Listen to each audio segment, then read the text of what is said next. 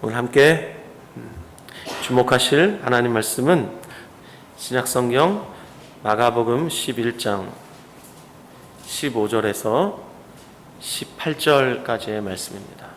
우리 다 함께 천천히 마음 다해 봉독하겠습니다. 시작. 그들이 예루살렘에 들어가니라.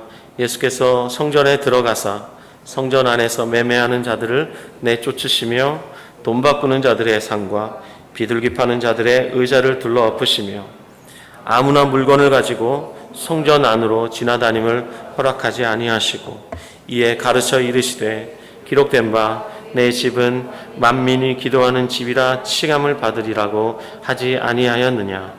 너희는 강도의 소굴을 만들었도다 하시매 대제사장들과 서기관들이 듣고 예수를 어떻게 죽일까 하고 꾀하니 이는 무리가 다 그의 교훈을 놀랍게 여김으로 그를 두려워함일러라. 아멘. 저는 오늘 봉독한 이 말씀을 중심으로 강도의 소굴이 되어버린 성전, 이와 같은 제목으로 하나님의 은혜 나누도록 하겠습니다. 삶의 위기가 찾아올 때마다 사람들의 입에 오르내리는 말이 있습니다. 바로 기본으로 돌아가자입니다. 최고의 운동선수라 할지라도 슬럼프가 찾아오게 마련인데 슬럼프에 빠질 때마다 반드시 하는 게 있습니다. 바로 기본기로 돌아가는 겁니다.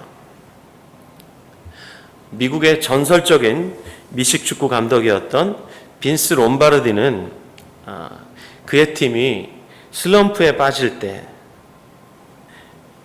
산전수전 다 겪은 노장 선수들까지 다 모아놓고 기본으로 돌아가자는 뜻에서 럭비공을 손에 들고 이렇게 말했다고 하죠.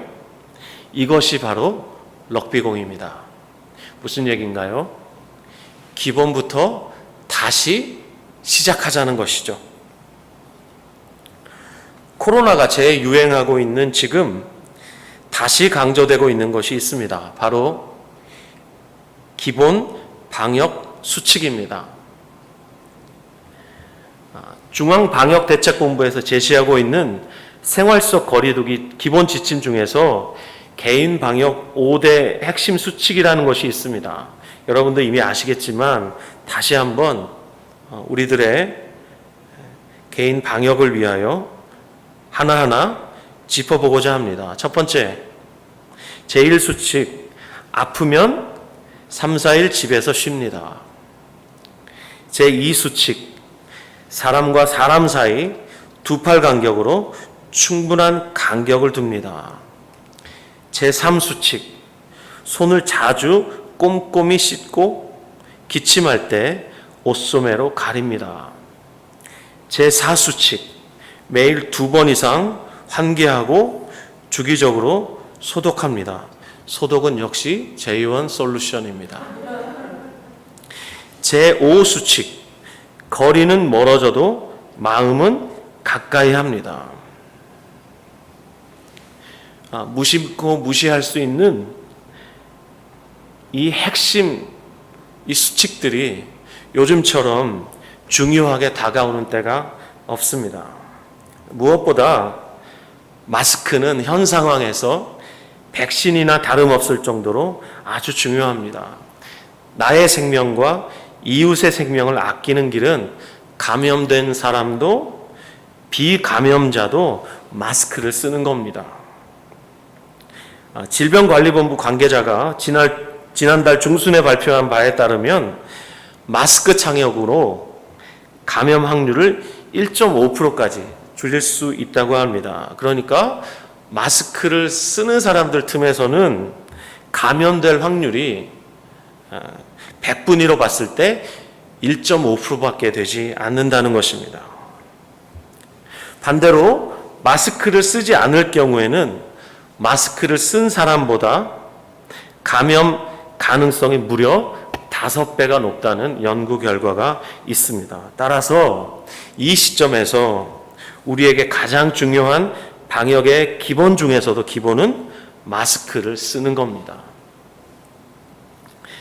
제가 지난주 설교 시간에 코로나19 이후에 개신교인에 대한 이미지를 조사한 결과를 잠깐 나누었습니다. 너무 개탄스럽지만 지금 세상 사람들에게 기독교인의 이미지는 거리를 두고 싶은입니다. 그리고 사기꾼 같은 이미지입니다. 이 땅의 교회가 이처럼 비난받았던 적이 있었는지 저는 모르겠습니다. 지금 세상 사람들은 교회를 향해서 당신들이 이 땅에 존재해야 하는 이유가 무엇입니까? 라고 묻고 있다고 생각이 됩니다. 이럴 때일수록 교회인 우리들이 무엇을 해야 할까? 그것은 기본으로 돌아가는 것입니다. 무엇보다 교회의 가장 기본 중에 기본인 예배로 돌아가야 합니다. 예배가 새롭게 되어야 합니다. 오늘의 본문에서 예수님이 성전에 들어가시는 모습을 볼 수 있습니다. 당시 예수님이 들어가셨던 이 성전은 헤롯 대왕이 유대인들의 환심을 사기 위해서 무려 46년 동안이나 증축했던 바로 헤롯 성전이었습니다. 자, 이 성전은 몇 구역으로 나눠져 있었는데 각 구역마다 해당되는 사람만 들어갈 수 있었습니다. 가장 바깥쪽에는 이방인의 뜰이라는 것이 있었습니다. 이름에서 알 수 있듯이 이 뜰은 이방인이 마음껏 드나들 수 있는 곳이었습니다. 자, 이 이방인의 뜰을 지나서 미문이라는 성전의 문을 들어가면 여인의 뜰이라는 곳이 나옵니다. 이방인은 이곳에 들어갈 수 없고 유대인만 들어갈 수 있는데 유대인 여자라 할지라도 여기까지만 들어갈 수 있습니다. 자, 이 여인의 뜰을 지나면 이스라엘의 뜰이 나옵니다. 이 이스라엘의 뜰은 유대인의 남자들만 들어갈 수 있는 곳입니다. 자, 그리고 가장 안쪽에는 제사장들만이 출입할 수 있는 제사장의 뜰이 있었습니다. 자, 그렇다면 오늘의 본문에서 예수님이 서 계셨던 곳, 그곳은 어디일까요? 이방인의 뜰입니다. 이방인들이 출입하면서 이곳에서 하나님을 예배할 수 있도록 마련된 곳이 이방인의 뜰이었는데 이곳에서 예수님이 놀라운 일을 행하셨습니다. 성전을 다 뒤집어 엎으셨습니다. 자, 이 시점은 유월절이 코앞에 다가왔던 때였습니다. 그래서 사방에서 예루살렘으로 모여들었습니다. 심지어 해외에서까지 수많은 유대인들이 이 예루살렘을 순례하고 그리고 예루살렘 성전에서 제물을 드리기 위해서 몰려들었습니다. 그런데 문제는 전국 각지에서 심지어 해외에서까지 몰려든 이 유대인들이 성소에 제물을 바치려면 반드시 성전에서 지정한 제물만을 드릴 수 있었다는 겁니다. 그렇기 때문에 이 성전에는 이 성전에서 드릴 제물을 파는 상점이 있었습니다. 성전 밖에서 가져온 제물은 절대 성전 안에서 쓸 수 없었기 때문에 이 유대인들은 울며 겨자 먹기식으로 어쩔 수 없이 성전에서 파는 이 짐승을 돈을 주고 사야만 했습니다. 뿐만 아니라 성전에서만 통용되는 화폐가 있었습니다. 그래서 순례자들은 하는 수 없이 울며 겨자 먹기식으로 환전도 해야 했습니다. 그래서 그 환전한 돈으로 이 재물을 사야만 했습니다. 그래서 오늘 본문에 매매하는 자들이 등장하고 돈 바꾸는 자들이 등장하고 있는 겁니다. 자, 그렇다면 이 재물로 쓸 짐승을 파는 사람들, 그리고 성전에서만 쓸 수 있는 돈을 바꿔주는 사람들, 이 사람들은 큰 돈을 벌 수 있었습니다. 왜냐하면 이 권리를 독점했기 때문이죠. 그렇다면 이 권리를 누가 내주었을까요?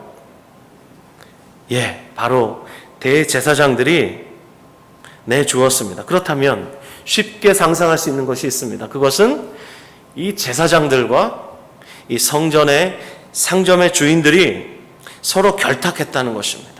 그리고 검은 돈이 오갔을 것입니다. 수많은 매물들이 제사장들에게 바쳐졌을 것입니다. 그래서 예수님이 이 이방인의 뜰에서 행해지고 있었던 이 불법에 대하여 불같이 화를 내셨던 겁니다. 오늘 본문 15절 16절을 다시 보십시오. 15절 16절입니다. 그들이 예루살렘에 들어가니라 예수께서 성전에 들어가서 성전 안에서 매매하는 자들을 내쫓으시며 돈 바꾸는 자들의 상과 비둘기 파는 자들의 의자를 둘러 엎으시며 아무나 물건을 가지고 성전 안으로 지나다님을 허락하지 아니하시고, 주님께서 이 놀라운 일들을 하셨습니다. 그 인자하신 주님께서 불같이 화를 내시면서 모든 것을 다 뒤집어 엎으셨습니다. 사람들을 다 내어 쫓아버리셨습니다. 그리고 이렇게 말씀하십니다. 본문 17절입니다. 본문 17절 다시 한번 읽읍시다. 시작. 이에 가르쳐 이르시되 기록된 바 내 집은 만민이 기도하는 집이라 칭함을 받으리라고 하지 아니하였느냐? 너희는 강도의 소굴을 만들었도다 하시매. 자, 여기에서 기록된 바라고 말씀하셨으니까 구약 성경을 인용했다는 것을 우리가 알 수 있습니다. 구약 성경 어디를 인용하셨냐면 이사야서 56장을 인용하셨어요. 여러분 성경 이사야서를 펴주시기 바랍니다. 이사야서 56장 6절에서 7절 말씀입니다. 이사야 56장 6절에서 7절 말씀.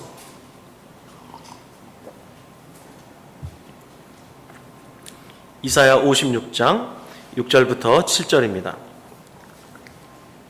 다 함께 봉독합시다.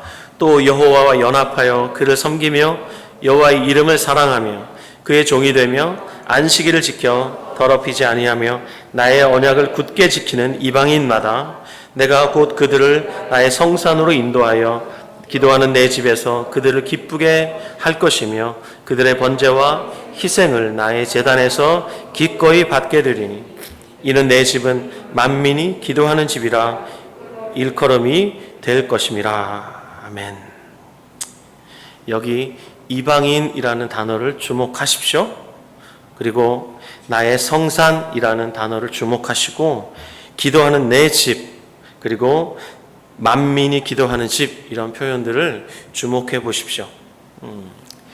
방금 우리가 함께 봉독한 이 이사야서 말씀의 핵심은 미래에 이방인과 소외된 자들이 하나님의 백성과 함께 하나님의 산, 그곳에 있는 하나님의 집에서 하나님이 주시는 기쁨을 누릴 것이고 또 함께 하나님을 예배하게 될 것이라는 겁니다.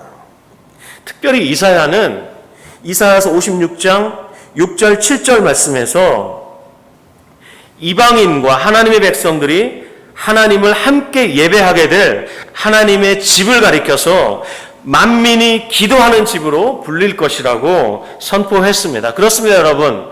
만민이 기도하는 집, 바로 이것이 성전의 목적과 기능이라는 것이 구약 성경의 선언이며 예수님의 가르침이었습니다. 그런데 당시 종교 지도자들이었던 대제사장들과 서기관들은 이 성전을 만민이 기도하는 집이 아닌 강도의 소굴로 만들어 놓았던 것입니다. 그래서 주님께서 분노하셨던 겁니다. 예수님만 강도의 소굴이라는 표현을 쓰시지 않았습니다. 구약의 한복판에 보시면, 구약 성경의 예레미야서에 보시면 예레미야 선지자 역시 당시 성전을 가리켜 강도의 소굴이라고 비판했던 것을 볼 수가 있습니다. 자, 이사야 다음에 예레미야서가 있습니다. 예레미야서 7장 9절에서 11절 말씀을 봉독하시겠습니다. 예레미야 7장 9절부터 11절 말씀입니다. 예레미야서 7장 9절부터 11절입니다. 또 함께 봉독합시다. 시작. 너희가 도둑질하며 살인하며 간음하며 거짓 맹세하며 바알에게 분향하며 너희가 알지 못하는 다른 신들을 따르면서 내 이름으로 일컬음을 받는 이 집에 들어와서 내 앞에 서서 말하기를 우리가 구원을 얻었나이다 하느냐. 이는 이 모든 가증한 일을 행하려 함이로다. 내 이름으로 일컬음을 받는 이 집이 너희 눈에는 도둑의 소굴로 보이느냐. 보라, 나 곧 내가 그것을 보았노라. 여호와의 말씀이니라. 자, 예레미야 선지자가 하나님의 말씀을 대언하면서 성전을 가리켜 도둑의 소굴이라고 표현했던 이유는 당시 이 성전 안에서 예배하고 있던 자들의 위선적인 삶 때문이었습니다. 그들은 성전 밖에서 하나님의 백성임에도 불구하고 도둑질했습니다. 살인했습니다. 간음했습니다. 거짓 맹세했습니다. 그리고 바알뿐 아니라 온갖 종류의 우상을 만들어서 섬겼습니다. 이방인과 조금도 다를 바 없었고 10계명의 모든 계명을 다 어겼습니다. 그런데 전혀 양심의 가책도 받지 못한 채 회개하지 않은 채 성전으로 숨어들면서 아주 뻔뻔하게 이렇게 말했습니다. 우리는 안전해. 이것을 우리 한글 성경에는 이렇게 번역했죠. 우리가 구원을 얻었나이다. 근데 세번역 성경으로 이 부분을 제가 여러분에게 읽어드리겠습니다. 더 가슴에 와 닿을 겁니다. 예레미야 7장 10절 세번역 성경입니다. 너희는 이처럼 내가 미워하는 일만 저지르고서도 내 이름으로 불리는 이 성전에 들어와서 내 앞에 서서 우리는 안전하다 하고 말한다. 너희는 그런 역겨운 모든 일들을 또 되풀이하고 싶어서 그렇게 말한다. 이런 역겨운 일들을 계속 하고 싶은 겁니다. 그렇기 때문에 우리는 안전하다, 우리는 안전하다, 우리는 안전하다 라고 계속해서 되풀이해서 말하고 있는 것입니다. 그렇다면 여러분, 너무나 당연한 질문이겠지만 여러분에게 묻겠습니다. 하나님께서 이런 사람들의 예배를 받으셨을까요? 대답은 너무 뻔하죠. 자, 같은 본문 예레미야서 7장 16절 말씀을 보십시오. 예레미야서 7장 16절 다 같이 읽읍시다. 시작. 그런즉 너는 이 백성을 위하여 기도하지 말라. 그들을 위하여 부르짖어 구하지 말라. 내게 간구하지 말라. 내가 내게서 듣지 아니하리라. 하나님께서 예레미야에게 분명하게 말씀하셨습니다. 내가 듣지도 않을 테니 이 백성을 위해 내게 간구하지 말라. 여러분, 예나 지금이나 위선적인 하나님 백성들의 예배는 하나님이 받으실 수가 없습니다. 자, 그렇다면 여러분, 비록 구약시대에만 이런 일이 일어났을까요? 예수님 시대에만 이런 일이 있었을까요? 아닙니다. 이 시대에도 이러한 일들이 일어날 수 있고 또 수없이 반복되고 있습니다. 미국 남침례교 소속 목사였으며 하나님의 모략이라는 책으로 유명했던 댈러스 윌라드가 이 시대에 이러한 현상을 가리켜 이렇게 통탄하며 말했습니다. 여러분 잘 들어보십시오. 오늘날 크리스천 사이에서는 그릇된 신화가 있습니다. 제자가 되지 않고서도 크리스천일 수 있다는 것입니다. 제자가 되기 위해서는 자기 찢어짐과 비움, 돌이킴이 있어야 합니다. 그런데 그것 없이도 크리스천이 될 수 있는 시대에 살고 있습니다. 이것이야말로 이 시대의 비극입니다. 다시 한번 읽어드릴게요.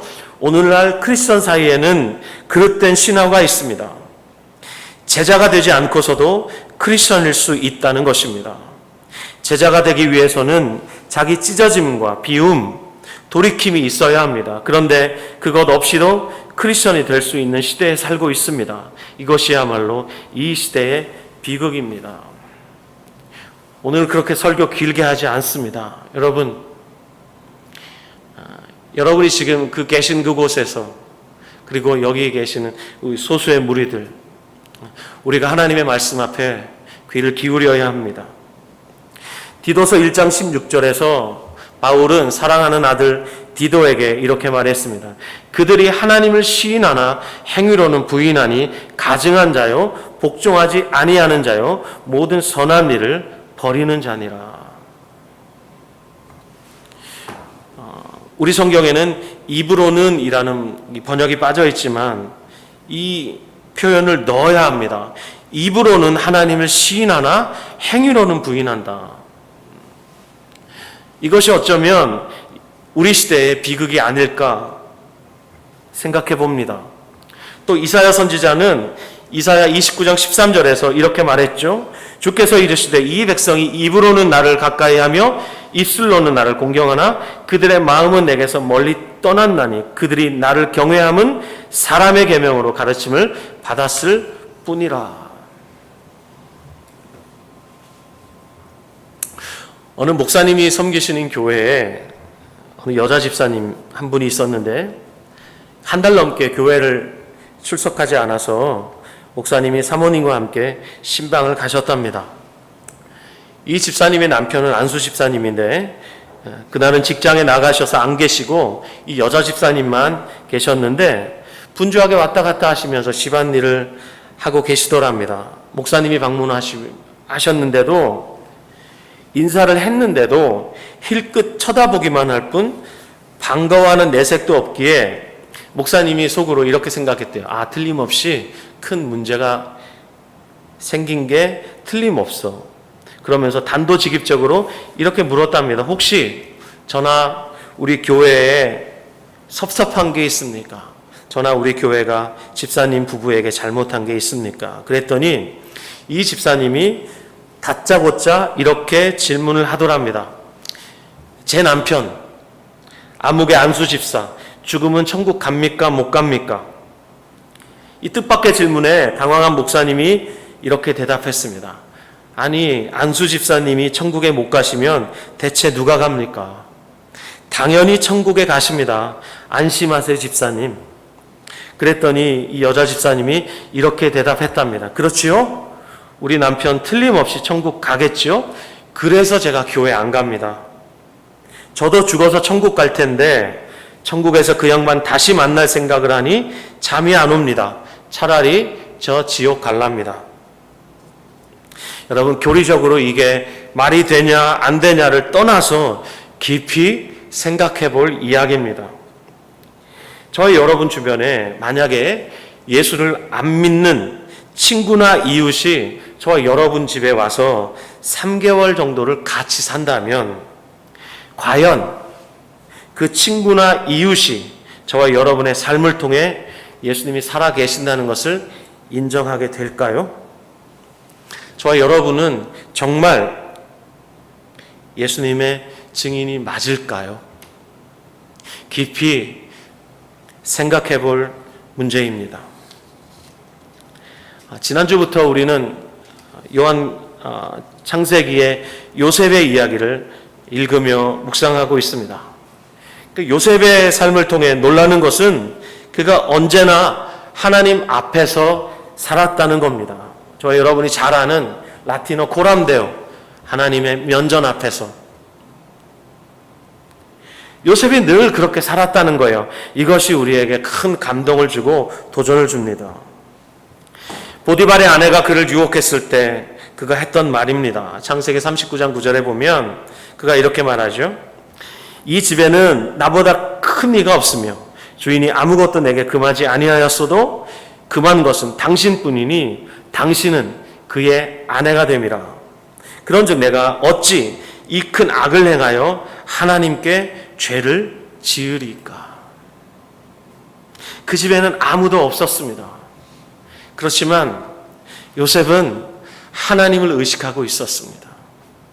그는 여전히 하나님 앞에서 유혹을 당하고 있었던 것입니다.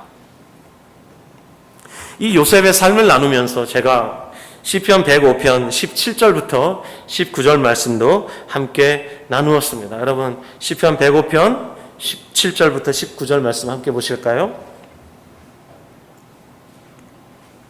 시편 105편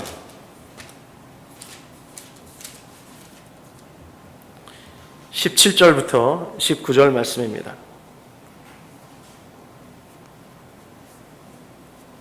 자, 함께 봉독합시다.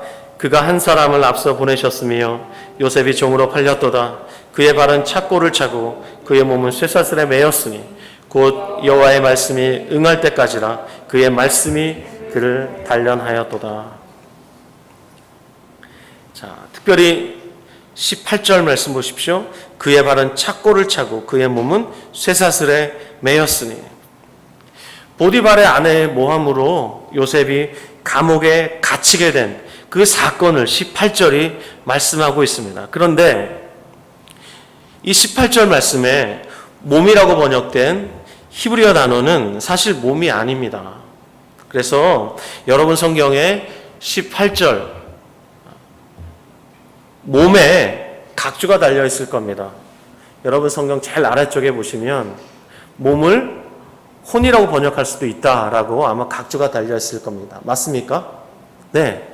혼이라고 번역할 수도 있고 영혼이라고도 번역할 수 있는 바로 그 단어입니다. 그렇다면 착고에 묶인 발은 요셉의 육체를 가리킬 것이고 쇠사슬에 매인 몸은 요셉의 영혼을 가리키는 겁니다. 지금 요셉의 상황이 어떻다는 겁니까? 육체와 영혼이 완전히 결박당한 상태입니다. 우리말에 이런 말이 있습니다. 넋을 잃는다.